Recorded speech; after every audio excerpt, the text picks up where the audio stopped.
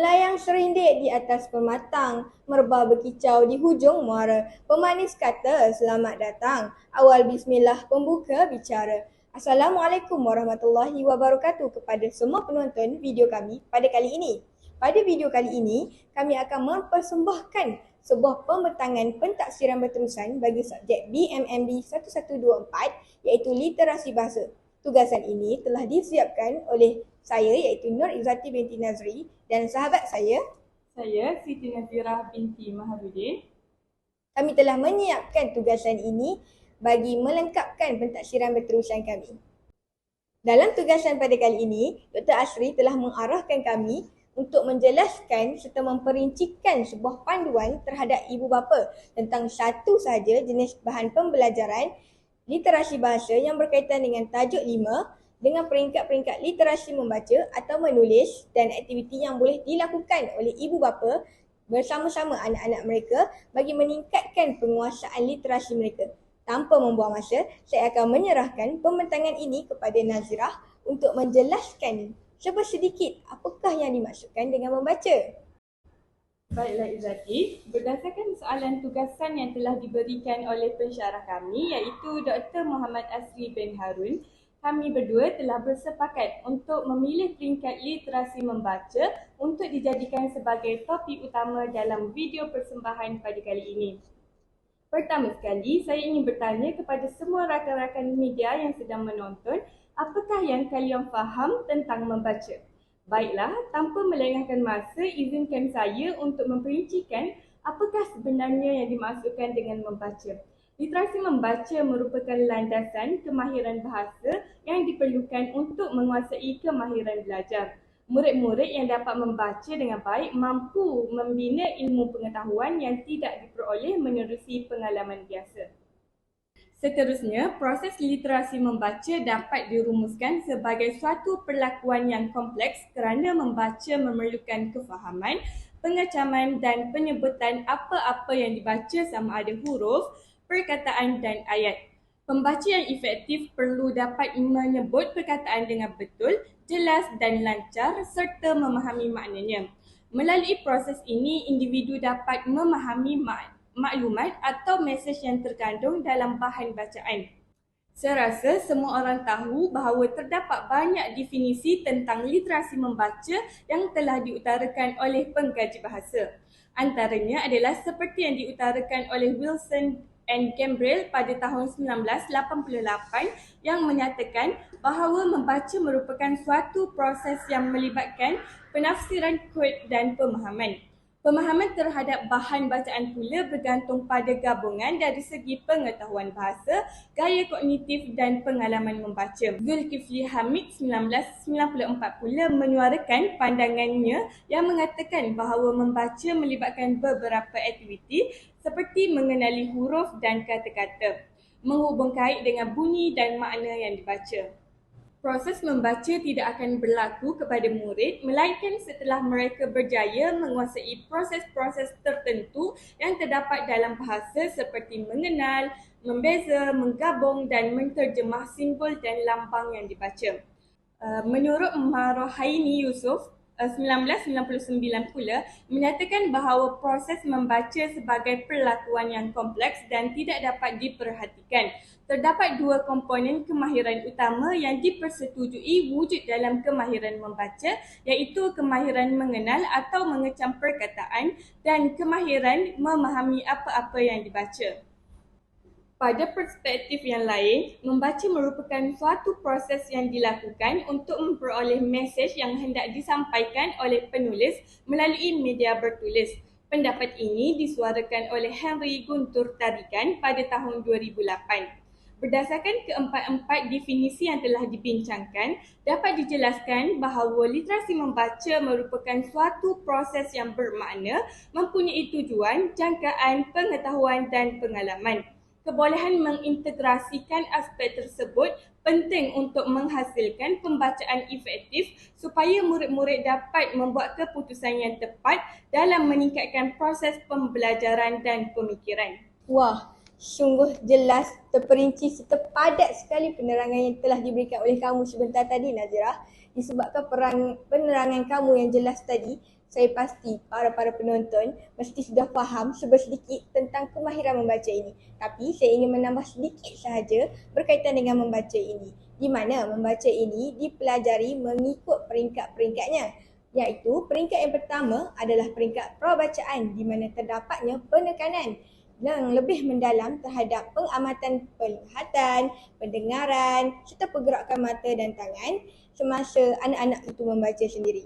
Kemudian anak-anak akan mula memasuki peringkat yang kedua iaitu peringkat mekanis di mana mereka sudah berupaya untuk membatang setiap suku kata dengan suara yang jelas serta menggunakan sebutan dan intonasi yang betul.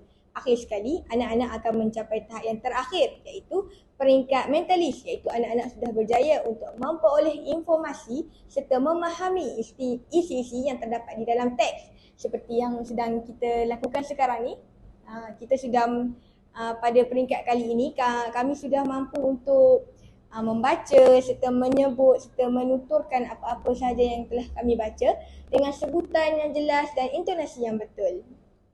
Baiklah, dalam proses penglibatan minda, persepsi, linguistik dan psikologi adalah di tahap maksimum apabila seseorang anak itu telah mencapai tahap mentalis. Bagi aktiviti yang dapat dijalankan oleh anak-anak di rumah bersama dengan ibu bapa, kami sudah bulat suara untuk bersetuju untuk memberikan panduan kepada aktiviti yang berkaitan dengan peringkat mekanis. Seterusnya, perbentangan pada hari ini akan diteruskan lagi dengan menjelaskan secara terperinci bahan pengajaran literasi yang dapat membantu dan memberi panduan kepada ibu bapa untuk meningkatkan penggunaan literasi bahasa Melayu anak-anak mereka di rumah. Saya rasa semua orang sudah sedia maklum bahawa bahan pengajaran terdiri daripada 3, iaitu bahan autentik, bahan teks dan bahan digital.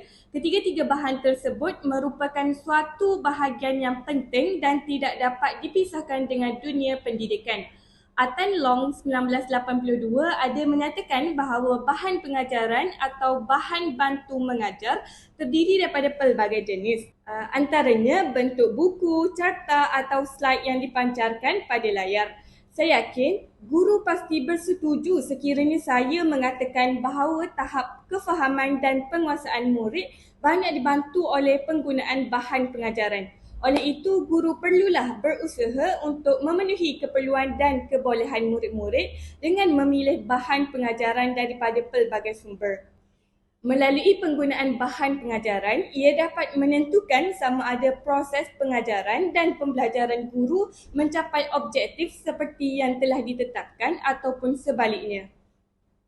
Oleh itu, kami telah sebulat suara memilih pendekatan untuk menggunakan bahan digital bagi menjalankan aktiviti iaitu dengan hanya berkongsi pautan kepada ibu bapa untuk diberikan kepada anak-anak. Bahan digital merupakan antara bahan pengajaran yang terpenting pada masa kini, memandangkan dunia pada hari ini semuanya memerlukan teknologi dalam kehidupan. Bahan ini dikatakan dapat menjadi medium komunikasi yang positif dan efektif kerana melalui persembahan audio, video serta animasi mampu menarik perhatian murid berbanding dengan penggunaan bahan statik. Sekaligus dapat memotivasikan murid untuk terus memberikan tumpuan semasa proses pembelajaran. Pada masa yang sama, guru tidak lagi perlu bersusah payah untuk menerangkan sesuatu topik kerana murid dapat melihat melalui tayangan video sahaja.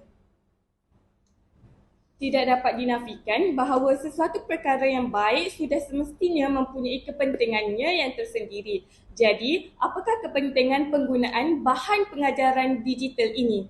Kepentingan yang paling utama adalah penggunaan bahan pengajaran ini dapat melancarkan dan meningkatkan lagi kefahaman murid-murid khususnya dalam mata pelajaran bahasa Melayu.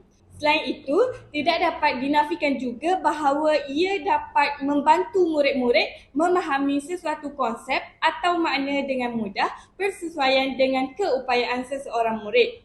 Sekaligus menjadikan proses pengajaran dan pembelajaran lebih aktif kerana berlakunya interaksi dua hala iaitu antara guru dengan murid. Berikut merupakan QR code atau pautan bagi rujukan yang kami guna semasa melengkapkan tugasan ini. Bagi kedua-dua rujukan, iaitu aktiviti 1 dan 2, kami telah menambah baik aktiviti ini supaya ianya lebih menarik dilakukan oleh ibu bapa bersama anak-anak di rumah. Iaitu antara penambahbaikan yang telah kami buat, kami telah mengaplikasikan aktiviti ini dalam bentuk digital di mana ianya boleh diakses dengan mudah dan menjimatkan masa. Kami juga telah menambah audio ataupun rakaman suara bagi setiap gambar yang berkaitan. Hal ini kerana kami ingin murid-murid untuk mengaplikasikan pengamatan penglihatan serta pengamatan pendengaran semasa mereka menjawab kedua-dua aktiviti ini. Dalam slide kali ini, saya akan menjelaskan secara terperinci tentang sebuah aktiviti yang bertajuk meneka bunyi. Dalam aktiviti ini, murid-murid perlu meneka perkataan, iaitu murid-murid perlu membunyikan perkataan mengikut suku kata yang betul bagi memadankan perkataan itu dengan gambar dan bunyi yang telah diberikan dalam permainan ini juga. Langkah-langkahnya, yang pertama, ibu bapa perlu menyediakan kemudahan seperti peranti kepada anak-anak mereka supaya mereka dapat mengakses bahan pembelajaran tersebut dengan mudah. Yang keduanya, ibu bapa perlu menekan pautan yang telah disediakan di bawah untuk pergi ke halaman aplikasi yang digunakan, iaitu aplikasi yang saya gunakan ialah WordWall. Yang ketiga, ibu bapa perlu mendaftar masuk akaun yang baru menggunakan email ibu bapa itu sendiri sekiranya masih lagi tidak mempunyai akaun WordWall tersebut. Selepas berjaya mendaftar masuk, bahan yang tersedia dapat digunakan terus oleh anak-anak. Dalam aktiviti ini, anak-anak perlu menggunakan pengamatan penglihatan, pendengaran bagi menyelesaikan aktiviti ini. Anak-anak perlu mencari padanan yang sesuai bagi setiap perkataan yang diberikan. Anak-anak juga perlu membaca dengan lantang serta membatang setiap suku kata yang tertera bagi memadankan perkataan tersebut dengan gambar serta bunyi yang berkaitan dengannya. Ibu bapa perlu melihat serta mendengar setiap bacaan anak-anak mereka agar anak-anak mereka menyebut setiap suku kata dengan nada dan intonasi yang betul. Aktiviti ini boleh dilakukan berulang kali sehinggalah anak-anak itu sendiri mahir untuk menyebut suku kata dan menjawab ke semua soalan dengan betul. Seterusnya, saya akan menyediakan simulasi untuk menjalankan aktiviti ini bagi menunjukkan contoh kepada ibu bapa supaya mereka dapat melaksanakan aktiviti ini dengan sempurna. Berikut merupakan QR code bagi simulasi aktiviti 1 yang berbunyi segmen meneka bunyi. Ibu bapa perlu mengimbas QR code yang tertera dalam panduan yang telah saya sertakan sebelum ini. Bagi aktiviti dalam segmen meneka bunyi ini, murid-murid dikehendaki untuk melihat, mendengar serta membaca maklumat yang diberikan dengan sebutan dan intonasi yang betul. Kemudian, murid-murid perlu menyesuaikan mengikut gambar yang sesuai dan perkataan yang betul. Baiklah, mari kita mulakan simulasi segmen ini. Murid-murid perlu menekan butang Start iaitu mula. Setelah itu, paparan seperti ini akan keluar dan murid-murid dikehendaki untuk mendengar satu persatu audio yang terdapat pada setiap gambar di atas. Selepas itu, murid-murid perlu menyesuaikan setiap gambar beserta audio tersebut dengan perkataan yang bersesuaian dengan gambar tersebut. Semasa menyesuaikan gambar tersebut, murid-murid perlu mengeja iaitu membatang setiap suku kata perkataan yang ada di situ. Contohnya seperti murid-murid mendengar bunyi beruk dan murid membatang suku kata beruk.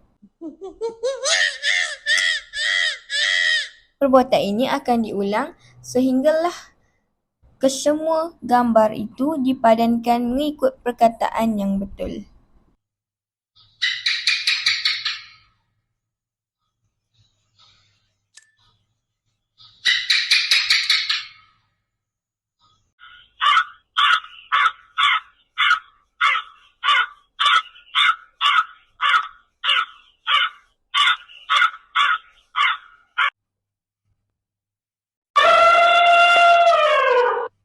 Setelah kesemua jawapan telah ditandakan, murid-murid boleh mendengar semula audio serta melihat semula gambar di mana murid-murid itu dapat memeriksa kembali setiap jawapan yang telah mereka padankan.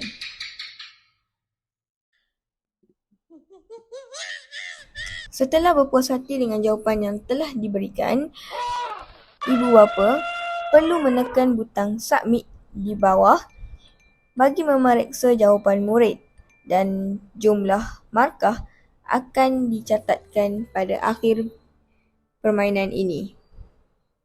Murid-murid dapat mengulang kembali aktiviti yang dilakukan seperti yang tertera dalam panduan sebelum ini dan murid-murid boleh melakukan aktiviti ini sehinggalah mereka mahir menyebut setiap perkataan yang ada di dalam permainan itu. Kelebihan aktiviti satu ini adalah ianya berupaya untuk meningkatkan serta mengukuhkan lagi daya pengamatan penglihatan serta pendengaran anak-anak mereka agar lebih cekap untuk membatang suku kata yang dibaca oleh mereka. Faedah yang kedua ialah mereka dapat mengakses pautan itu pada bila-bila masa sahaja kerana bahan tersebut sememangnya direka dan bersifat fleksibel di mana ianya boleh digunakan oleh sesiapa sahaja pada bila-bila masa. Dan yang terakhir, saya pasti dengan penggunaan media elektronik seperti ini, anak-anak akan lebih mudah untuk melakukan aktiviti ini kerana seperti yang diperkatakan oleh Nazirah sebentar tadi, berkenaan dengan dunia kini yang sememangnya tidak asing lagi dengan penggunaan peranti pintar. Malah sudah ada kanak-kanak yang seawal usia 2 tahun sudah tahu untuk bermain dengan peranti pintar ini. Suka saya untuk berkongsikan sebuah seloka yang saya rasa ada kena-mengena dengan apa yang telah saya cakapkan tadi, Nazirah. Saya tidaklah terlalu arif dalam berseloka, tapi saya akan cuba untuk berseloka dalam video pada kali ini. Kini mendapat gadget di tangan, girangnya hati tidak terkira, tidak peduli orang keliling, tidak peduli apa yang dikata. Satu persatu permainan dicuba, hebatnya diri konon terasa terlupa diri, buat seketika tiada terlepas pandangan mata. Berakhirnya seloka saya ini, maka berakhirlah pembentangan daripada saya. Dan saya harap ibu bapa pada zaman sekarang dapat memanfaatkan teknologi digital yang ada pada zaman sekarang sebagai sebuah medium untuk membantu meningkatkan tahap literasi anak-anak. Selepas ini, Nazirah akan menerangkan secara terperinci tentang panduan kepada ibu bapa bagi aktiviti yang kedua. Saya serahkan pembentangan ini kepada sahabat saya iaitu Nazirah. Baiklah, sebentar tadi Izzati baru sahaja menjelaskan aktiviti yang pertama. Kini saya akan teruskan lagi dengan menyatakan panduan aktiviti yang kedua yang diberi nama aktiviti tengok, dengar dan jawab. Panduan ini dicipta untuk membantu ibu bapa dalam meningkatkan penguasaan literasi bahasa Melayu anak-anak. Langkah pelaksanaan aktiviti ini juga adalah sama seperti yang dijelaskan oleh Izzati sebentar tadi. Membezakannya adalah pada langkah yang keempat, iaitu ibu bapa perlu memastikan agar anak-anak melihat gambar yang diberikan dengan teliti. Ini secara tidak langsung melibatkan aktiviti pengamatan penglihatan. Kemudian, ibu bapa perlu memastikan bahawa anak-anak mampu membatang suku kata mana yang terdapat di bawah gambar rajah tersebut. Selepas itu, barulah anak-anak boleh mendengar bunyi jawapan yang diberikan, dan pada masa yang sama, pastikan anak-anak dapat menentukan bunyi dengan gambar yang disediakan. Ini secara tidak langsung mendedahkan anak-anak dengan aktiviti pengamatan pendengaran, kerana murid-murid perlu fokus bagi menentukan jawapan bagi setiap gambar yang diberi. Setelah itu, barulah anak-anak perlu memilih jawapan dan diletakkan pada ruangan yang betul bersesuaian dengan gambar yang diberikan.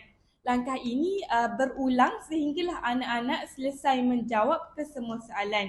Untuk melihat keputusan yang diperoleh oleh anak-anak, ibu bapa hendaklah menekan butang submit answer. Seterusnya, pada slide kali ini saya akan menceritakan serba sedikit mengenai simulasi aktiviti yang kedua yang diberi nama segmen tengok, dengar dan jawab. Pertama sekali, ibu bapa hendaklah menekan pautan yang diberikan untuk mendaftar masuk ke aplikasi WorkWall. Jika melihat kepada video simulasi yang saya sediakan, saya tidak perlu mendaftar masuk ke aplikasi tersebut kerana saya telah pun mempunyai akaun yang telah berdaftar pada sebelum ini. Setelah ibu bapa selesai mendaftar masuk, ibu bapa hendaklah menekan butang start bagi memulakan aktiviti ini. Setelah itu, ibu bapa hendaklah menyuruh anak-anak melihat soalan dengan teliti sebelum menjawabnya. Ibu bapa juga hendaklah memberi masa beberapa minit kepada anak-anak agar mereka dapat membatang suku kata dengan betul bagi kesemua soalan yang tertera di skrin. Setelah anak-anak berjaya membatang suku kata, ibu bapa hendaklah memperdengarkan bunyi sebutan perkataan kepada anak-anak.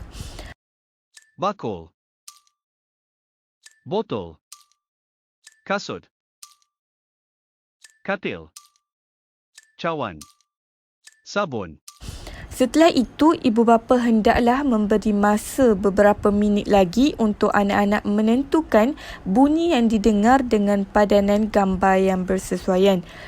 Setelah anak-anak dapat menentukan jawapan bagi setiap gambar, mereka perlu menarik jawapan yang diberikan dengan mendengar sekali lagi bunyi sebutan perkataan bagi memastikan jawapan yang ditentukan sebentar tadi betul-betul tepat. Setelah itu, tarik jawapan dan diletakkan pada ruangan kotak kosong yang disediakan di bawah gambar. Langkah ini akan berterusan sehinggalah anak-anak berjaya menjawab kesemua soalan yang diberikan. Bakul, katil. Selepas itu, anak-anak hendaklah menyemak dan setelah berpuas hati dengan jawapannya, ibu bapa hendaklah menekan butang submit answer bagi melihat skor yang diperoleh oleh anak-anak. Itu sahaja simulasi aktiviti yang kedua daripada saya. Sekian, terima kasih. Seterusnya, tidak dapat dinafikan bahawa aktiviti ini juga turut mempunyai kelebihannya yang tersendiri, iaitu dapat melatih anak-anak untuk menguasai kemahiran membatang suku kata. Hal ini demikian kerana proses membatang suku kata merupakan antara proses yang terpenting sebelum seseorang murid itu dapat membaca dengan lancar. Sekiranya murid-murid berjaya menguasai proses ini, secara tidak langsung mereka akan dapat membaca dengan lancar apa-apa sahaja perkataan yang dilihat dan diberikan oleh guru. Pada masa yang sama juga, murid-murid akan berada dalam arus pendidikan perdana. Jadi, masalah keciciran dalam arus pendidikan dapat dikurangkan dengan adanya aktiviti-aktiviti seperti ini di rumah. Perkara ini akan menyumbang kepada kemakmuran dan kesejahteraan ekonomi negara kerana hanya murid yang celik huruf sahaja mampu untuk memenuhi permintaan pasaran. Jika melihat kepada proses pengajaran terkini, boleh dikatakan hampir kesemua mata pelajaran memerlukan anak-anak menguasai kemahiran membaca kerana sekiranya mereka tidak mampu menguasai kemahiran ini dengan baik, mereka akan mengalami kesukaran untuk menjawab soalan-soalan perperasaan kerana tidak mampu untuk memahami kata tugas yang dikehendaki dalam kertas soalan. Jadi, sebagai kesimpulannya, ibu bapa hendaklah memainkan peranan penting dalam usaha meningkatkan penguasaan literasi bahasa Melayu anak-anak mereka. Kerana tidak dapat dinafikan bahawa ibu bapa lebih memahami anak-anak mereka dan mengetahui cara yang terbaik untuk anak-anak mereka. Kajian lalu ada menyatakan bahawa semakin kerap ibu bapa membabitkan diri dalam pendidikan anak-anak, maka pembelajaran anak-anak akan menjadi semakin bermanfaat dan dapat memberi impak positif kepada pencapaian akademik anak-anak mereka. Akhir kata, saya tutup perbincangan pada hari ini dengan serangkap pantun yang berbunyi, melihat adik duduk di kerusi, sendiri tidak ada yang menemani. Sekian, terima kasih perbincangan dari kami. Kini kami mohon mengundur diri. Sekian daripada kami. Sekian, terima kasih. Terima kasih.